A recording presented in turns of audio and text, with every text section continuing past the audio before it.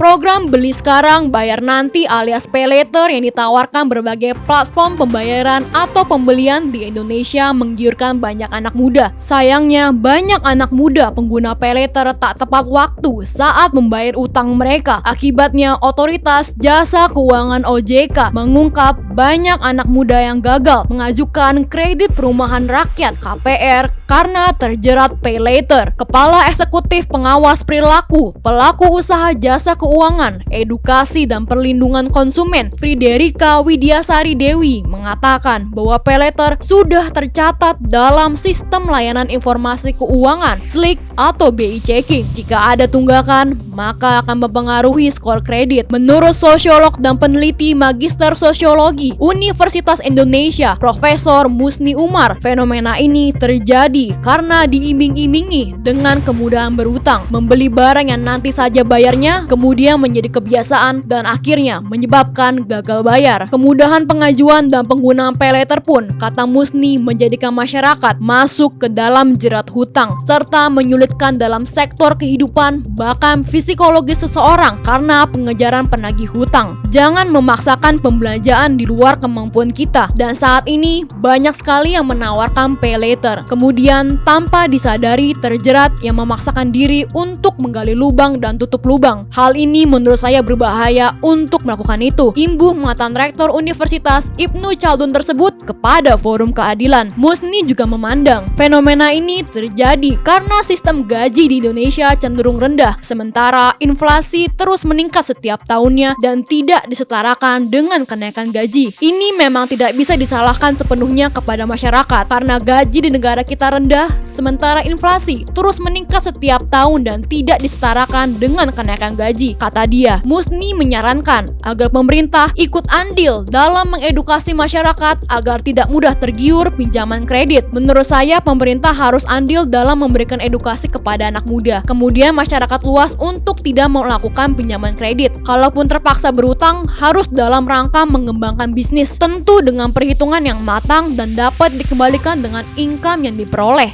jelasnya. Di sisi lain, menurut Direktur Center of Economic and Law Studies Bima Yudhistira, persoalan ini akibat dari kurangnya edukasi dari OJK sendiri. Sementara, kata Bima, anak muda biasanya coba-coba menggunakan pay later dan menganggap remeh konsekuensi pembayarannya. Sebaiknya dibuat aturan ketat terkait pay later untuk mewanti-wanti calon peminjam terhadap konsekuensi catatan hitam apabila menunggak pembayaran, imbuhnya kepada Forum Keadilan.